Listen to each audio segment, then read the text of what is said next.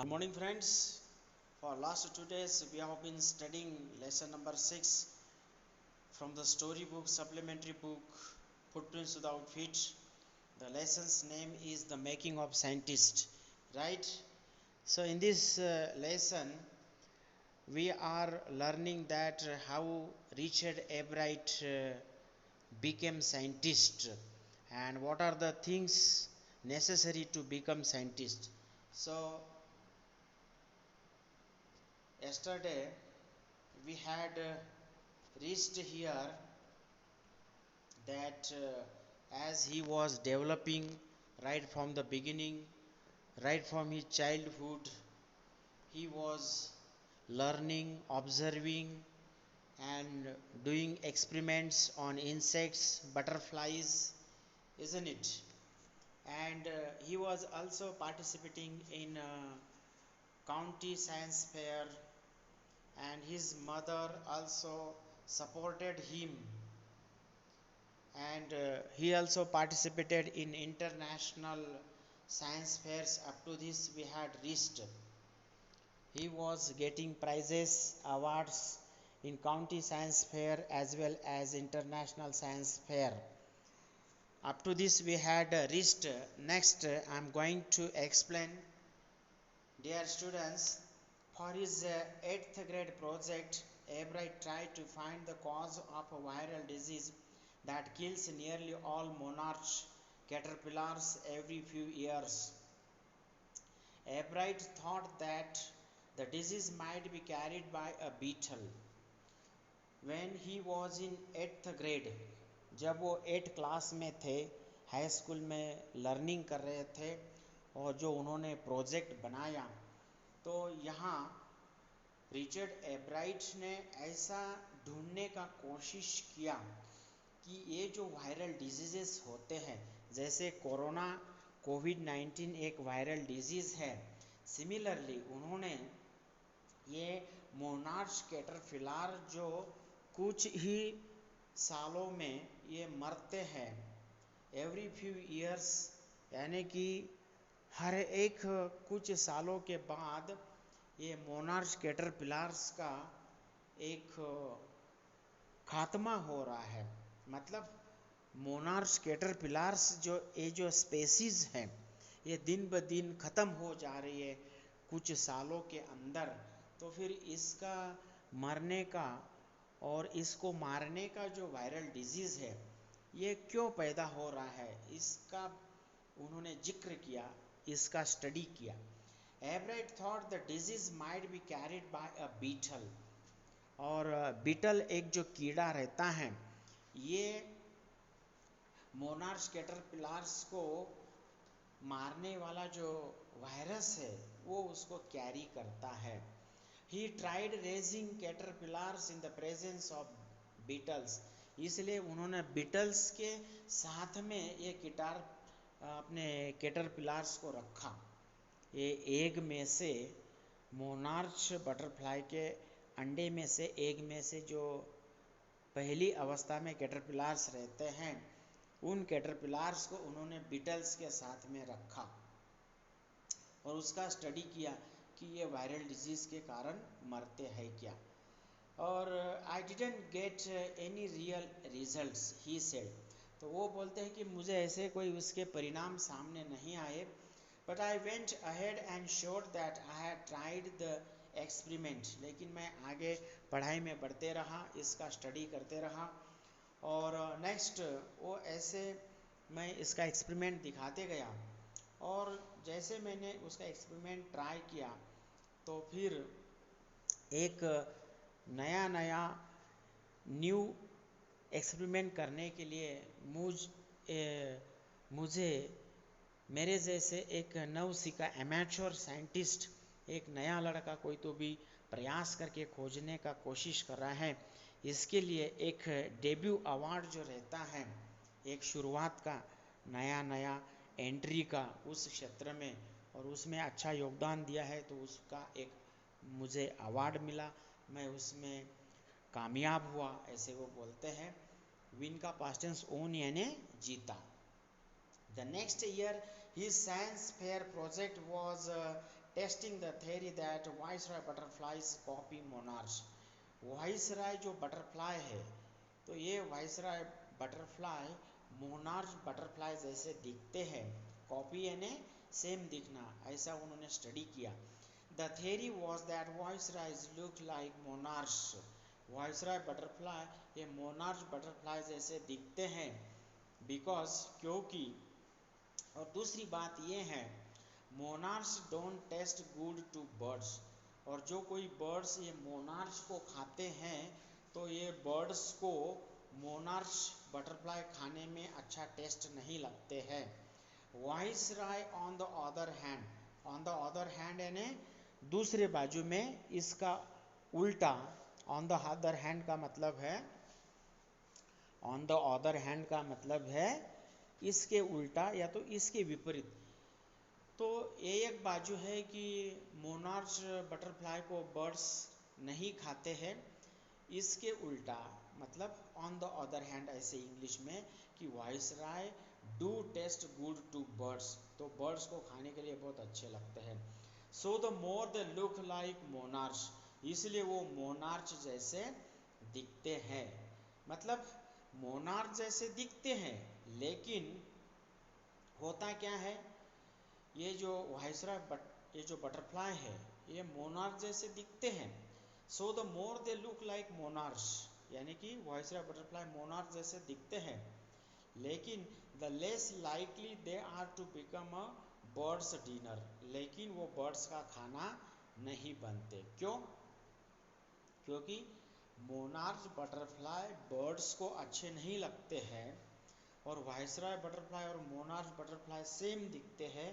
तो इसकी वजह से होता क्या है कि वाइसराय बटरफ्लाई को भी बर्ड्स नहीं खाते हैं, सेम दिखते हैं इसलिए। एक्चुअली ये खाने में बर्ड्स को अच्छे लगते हैं, ये खाने में अच्छे नहीं लगते हैं। मोनार्च खाने में अच्छे नहीं लगते हैं, लेकिन दिखते सेम है, इसलिए फिर बर्ड्स इसको तो नहीं खाते, तो उसके साथ में इसको भी नहीं खाते, फिर वाइसराय को भी नहीं खाते। ये फायदा हो गया। So the more they look like monarch, वो मोनार्च जैसे दिखते हैं, the less likely they are to become a bird's dinner, तो मोनार्च को नहीं खाते, इसलिए फिर इनका भी लाइफ बच जाता है, बर्ड्स उनके डिनर में नहीं खाते हैं। रात का भोजन को डिनर बोलते हैं, दोपहर का भोजन को लंच बोलते हैं, सुबह का जो खाना खाते हैं उसको ब्रेकफास्ट बोलते हैं, और सभी को गेट टुगेदर मील बोलते हैं। मतलब जनरल खाना, उसको मील बोलते हैं, MEAL meal. Ebright's project was to see whether in fact birds would eat monarch. तो एब्राइट का प्रोजेक्ट क्या था? हाँ, तो एब्राइट का मेन प्रोजेक्ट जो प्रकल्प था, वो क्या था कि ये जो बर्ड्स है वो मोनार्च को खाते हैं क्या। He found that a starling would not eat ordinary bird food। Starling भी एक गाने वाला पंछी है, छोटा सा, छोटी सी पूंछ वाला, वो स्टारलिंग बर्ड, ये जैसे दूसरे कोई सामान्य बर्ड खाना खाते वैसे वो सामान्य फूड नहीं खाता। It would eat all the monarch it could get, वो सिर्फ मोनार्च को खाता है starling bird. Ebright said later research by the other people showed that voiceless probably do copy the monarchs। और फिर एब्राइट ने कहा, और बाद में लोगों का भी रिसर्च हुआ, और इससे पता चला कि वाइसराय जो हैं एक पॉसिबली, यानी कि वो मोनार्च जैसे सेम दिखते हैं, ऐसा लगभग उनका अंदाज हुआ। प्रॉबेबली यानी लगभग अंदाज, कि वाइसराय ये मोनार्च जैसे दिखते हैं, ऐसे एब्राइट का कहना और दूसरे लोगों का भी रिसर्च हुआ। रिसर्च यानी संशोधन, कोई भी चीज़ के बारे में डीप में स्टडी करते हैं उसको रिसर्च बोलते हैं, तो वो ऐसा रिसर्च हुआ। This project was placed first in the zoology division.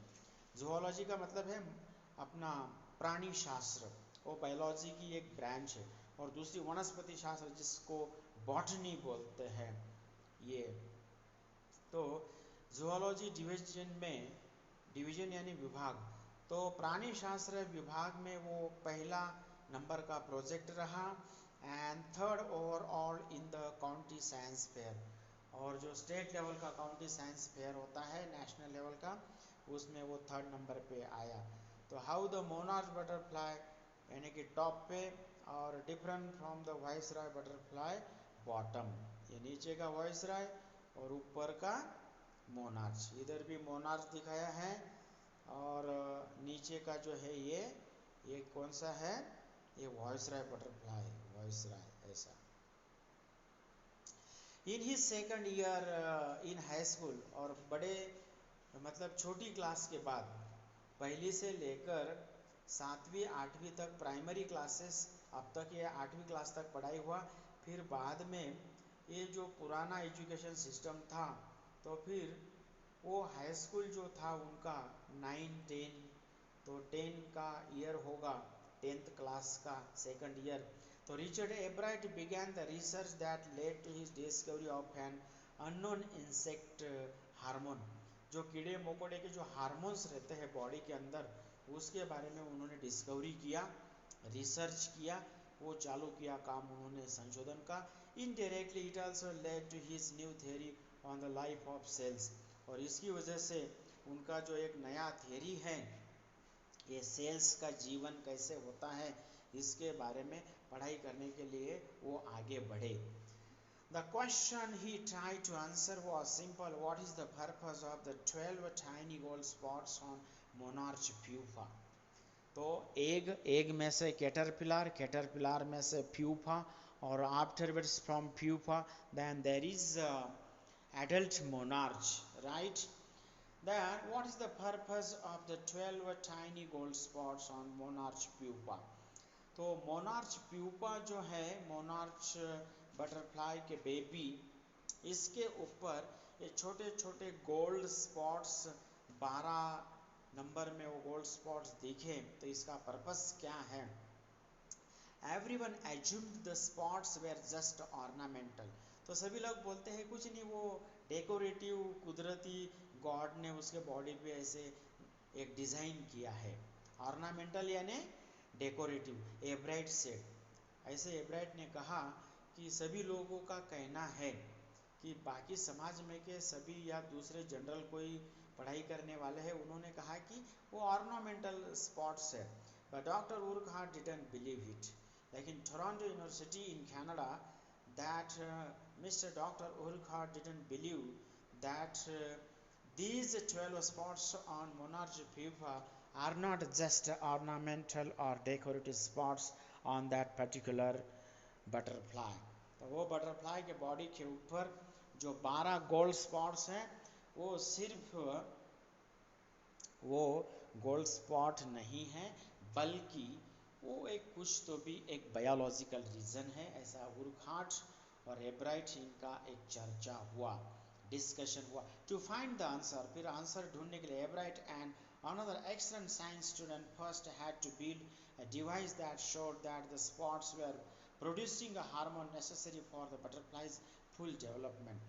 तो फिर उन्होंने एब्राइट और दूसरे कुछ एकदम होशियार एक्सलेंट ऐसे साइंस के स्टूडेंट थे, उनके classmate, university mate, high school mate, तो फिर उन्होंने एक ऐसा डिवाइस, एक उसका तरकीब, एक उसका टेक्निक ऐसा उन्होंने ढूंढ निकाला कि ये जो स्पॉट्स हैं, जैसे टिपके टिपके रहते टाइगर के, ये चीता, लेपर्ड, खड़िया, इसके बॉडी के ऊपर जो स्पॉट रहते हैं, ये कोई ऐसे ही स्किन के ऊपर आए हुए स्पॉट नहीं, वो हार्मोन रहता है बॉडी के अंदर से, उसका वो परिणाम रहता है। This project on एब्राइट first place in the county fair, और काउंटी फेयर में ये प्रोजेक्ट फर्स्ट नंबर पे आया। And entry into the international science and engineering fair, फिर बाद में इंटरनेशनल साइंस और इंजीनियरिंग जो कुछ साइंटिफिक साइंस का मेला होता है, उसमें भी उनको एंट्री प्राप्त हुआ। There he won third place for zoology, और वहाँ उनको जूलॉजी, प्राणी शास्त्र के डिपार्टमेंट में वहाँ इंटरनेशनल लेवल पे थर्ड प्लेस मिला, थर्ड मतलब अवार्ड मिला। He also got a chance to work during the summer at the entomology laboratory of the Walter Reed Army Institute of Research. और Walter Reed Army Institute of Research जो है उसकी जो laboratory है, वहाँ जो कीड़े मकोड़ों का, इंसेक्ट का जो पढ़ाई चलता है। एंटोमोलॉजी का मतलब क्या है? दिस वर्ड एंटोमोलॉजी का मतलब है science of insects is called entomology, यानी कि कीड़े मकोड़ों का जो विज्ञान है, जो शास्त्र है, पढ़ाई करने वाला जो एक सब्जेक्ट है, उसको एंटोमोलॉजी बोलते हैं। तो फिर वहाँ समर में ऐसे ये इंटरनेशनल लेवल पे उनका प्रोजेक्ट सक्सेस होने के बाद उनको एक कीड़े मकोड़े का, बटरफ्लाई, दूसरे इंसेक्ट्स का पढ़ाई करने के लिए ये Walter Reed Army Institute of research का जो लेबोरेटरी है, बड़ा प्रयोगशाला, उसमें पढ़ाई करने का मौका मिला। As a high school junior, Richard Ebright continued his advanced experiments on the monarch pupa. और ये एक हाई स्कूल में जो सेकंड ईयर में, यानी कि जूनियर क्लास बोलते हैं, उसमें जो पढ़ाई कर रहे थे, ये अपने 10वीं क्लास में, वो पुराने पीरियड का पढ़ाई का एजुकेशन सिस्टम अलग होगा, और that is also of US. We don't know the education system, but that is higher class. And Richard Ebright continued his advanced experiments on the monarch pupa. Monarch pupa पे उन्होंने experiments किया, advance यानी कि development में, progress में। That year his project own first place at the international science fair. और उस साल उनका इंटरनेशनल साइंस फेयर में वो प्रोजेक्ट फर्स्ट प्लेस पे आया। And gave him another chance to work in the army laboratory during the summer. और summer के दौरान वो जो आर्मी की एक डिफेंस की जो फौजी जो अपना संरक्षण विभाग का लेबोरेटरी है, जैसे अपना इंडिया का डीआरडीओ है ना, डिफेंस रिसर्च डेवलपमेंट ऑर्गेनाइजेशन, वैसा ये यूएस का कोई आर्मी लेबोरेटरी होगा, वहाँ भी पढ़ाई करने का मौका ये इंटरनेशनल साइंस इसमें पहुँचने के बाद मिला। In his senior year he went a step further. और फिर दूसरे सेकंड अगले सीनियर क्लासेस में वो आगे बढ़ते गए। He grew cells from a monarch wing in a culture and showed that the cells would divide and develop into normal butterfly wing scales only if they were fed the hormone from the gold spots। और फिर बाद में उन्होंने monarch के wing से एक उसका culture, यानी कि एक साइंटिफिक एक्सपेरिमेंट करने के बाद एक सेल्स डेवलप किया मोनार्च के विंग से, और उन्होंने दिखाया the cells would divide and develop into normal butterfly wing scales. तो ये जो सेल्स है ये डिवाइड होते हैं, इनका डेवलपमेंट होता है नॉर्मल बटरफ्लाई विंग में, और उसका जो ऊपर का पार्ट रहता है विंग का scale cover, that is only if they were fed the hormone from the gold spots. तो उन्होंने ऐसा सेल्स विकसित करने के बाद अगर हमने एक बटरफ्लाई के हार्मोन्स निकाल के दूसरे इसमें डाले और वो हार्मोन्स की वजह से फिर आपको गोल्ड स्पॉट्स दिखाई दे सकते हैं। समझो मोनार्च बटरफ्लाई के बॉडी के अंदर ये गोल्डन स्पॉट के हार्मोन्स है, वो अगर हमने निकाला, कल्चर किया उसको, एक साइंटिफिक क्लोनिंग और वो कुछ अपना एक्सपेरिमेंट करते हैं, वो दूसरे कलर के बटरफ्लाई में क्लोनिंग किया, तो फिर उससे उसको पहले वाले मोनार्च बटरफ्लाई के गोल्ड स्पॉट आ सकते हैं, क्योंकि उसका हार्मोन उसमें डाला है इसलिए। तो ऐसे वो प्रोजेक्ट किए। That project one first place for zoology at the international fair.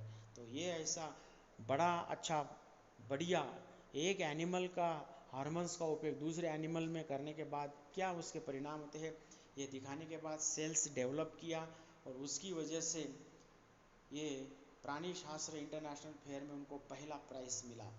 तो इसीलिए वो इस तरह से साइंटिस्ट बन गए। He spend the summer after graduation doing further work at the army laboratory at the laboratory of the US Department of Agriculture. और US का कृषि क्षेत्र का डिपार्टमेंट का लाइब्रेरी, लेबोरेटरी नॉट लाइब्रेरी, और आर्मी का लेबोरेटरी, इनमें भी काम करने का फिर वो समर में उनका ग्रेजुएशन डिग्री का कोर्स कंप्लीट होने के बाद और मौका मिला। द फॉलोइंग समर, और फिर समर के ऐसे उसके बाद, फॉलोइंग यानी के पश्चात, समर के पश्चात after is refreshment year eight Harvard university, और हार्वर्ड यूनिवर्सिटी में फिर उन्होंने एक फ्रेश आदमी करके एक पहले ईयर में एडमिशन लिया, उनका ग्रेजुएशन पूरा पदवी का पढ़ाई होने के बाद। Everett went back to the laboratory of the department of agriculture and did more work on the hormone from the gold spots. तो ये बटरफ्लाइज के जो गोल्ड स्पॉट है उनके ऊपर फिर, और उसके हार्मोन जो है, उसके बॉडी के अंदर जो सीक्रेट जूसेस रहते हैं हार्मोन्स, वो गोल्ड स्पॉट तैयार करते होंगे, उसका फिर से उन्होंने और ज़्यादा उस पर काम किया, स्टडी किया। और एग्रीकल्चर डिपार्टमेंट जो है वहाँ का, यूनिवर्सिटी का, हार्वर्ड का, उसमें वो लैबोरेटरी में फिर से गए और काम किया, स्टडी किया। Using the laboratories sophisticated instruments, sophisticated यानी कि हाई क्वालिटी के, हाई रैंक के, वीआईपी, और वो लैबोरेटरी में के वीआईपी इंस्ट्रूमेंट्स, टूल्स, एपरेटस, ऐसे साहित्य मिलने के बाद he was able to identify the hormone's chemical structure. और फिर लैबोरेटरी में बहुत स्टडी करी उन्होंने, स्टडी किया, ऑब्जर्वेशन किया, उसमें से इन्फ्रेंसेस निकाले, और फिर उसका आइडेंटिफिकेशन करने के बाद वो हार्मोन्स का केमिकल स्ट्रक्चर क्या है वो उन्होंने ढूंढ निकाला। A year and half later, और 1.5 साल के बाद, लेटर यानी बाद में, ड्यूरिंग हिज जूनियर ईयर, फिर उसका जो जूनियर एक पहला जो साल है अपना, जो पहला पीरियड था उसका यूनिवर्सिटी में का, पहले 1.5 साल का जो यूनिवर्सिटी में हार्वर्ड में काम किया, तो Ebright got the idea for his new theory about cell life. तो फिर सेल के बारे में एक नया थ्योरी उन्होंने उसका स्टडी किया, विकसित किया जानकारी।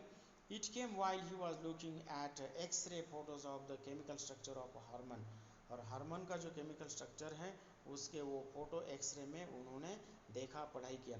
When he saw those photos, और जब उन्होंने वो सब फोटो देखे, एब्राइट डिडंट शाउट, और फिर वो सब केमिकल स्ट्रक्चर पाने के बाद और उनको जो ज्ञान मिला वो मिलने के बाद, जैसे आइजैक न्यूटन या आइंस्टाइन जो बोला यूरेका यूरेका, कि मुझे मिल गया, मुझे मिल गया, मैं ढूंढ निकाला, ऐसे कोई उन्होंने प्राउडी फील नहीं किया। बट ही बिलीव्ड दैट, लेकिन उनके अंदर विश्वास पैदा हो गया। Along with his findings about insect hormones, insect का हार्मोन के बारे में उनको पूरी जानकारी क्लियर हो गई। The photos gave him the answer to one of biology's puzzles, और जो जीव शास्त्रीय बायोलॉजी का जो प्रॉब्लम रहता है, पजल, उसको एक आंसर मिला कि how the cell can read the blueprint of its DNA. तो कोई भी सेल रहता है, वो सेल के अंदर जो मॉलिक्यूल में डीएनए रहता है, तो वो डीएनए का जो नकाशा रहता है, ब्लूप्रिंट, वो सेल हमें बताती है। तो डीएनए जो रहता है, जो जेनेटिकल रीजन बताता है कि ये व्यक्ति के अंदर कौन से गुण है, उसके माता पिता के उसमें एक ट्रांसमिट वहाँ से कैरी होकर आए हैं क्या, और ये व्यक्ति का व्यक्तिमत्व कैसा है, तो ये सब डीएनए हमें पता चलता है। क्रिमिनल लाइफ में भी इसका यूज़ करते हैं, स्टडी करते हैं, और जो अलग अलग डिजीज़ रहते हैं उसका भी स्टडी किया जाता है। DNA is the substance in the nucleus of a cell, और सेल के अंदर जो एक न्यूक्लियस घटक रहता है, तो उसका डीएनए एक सब्सटेंस यानी कि पदार्थ है, दैट कंट्रोल्स हेरिडिटी, और जिसकी वजह से फिर हमारा जो आनुवंशिक जो क्वालिटी रहता है कि ये लड़का ऐसा क्यों है, ये लड़की ऐसी क्यों है, तो वो अपने अंदर अपने माता पिता के, दादा परदादा, नाना नानी, अंकल आंटी, इनके जो हमारे फैमिली के ब्लड रिलेशन रहते हैं, इसके कारण वो एक, किसी को बीमारी रहती है डायबिटीज़ की, ब्लड प्रेशर की, है ना, कुछ कैंसर की, या अलग अलग डिजीज़ की बीमारी उसके माता पिता को, दादा परदादा को होंगी, तो ये बच्चे के अंदर भी ट्रांसमिट होते हैं। ये सेल्स और डीएनए के कारण उसकी हेरिडिटी हमें निश्चित होती हुई दिखती है। हेरिडिटी का मतलब है अनुवंशिकता, वो समझती है।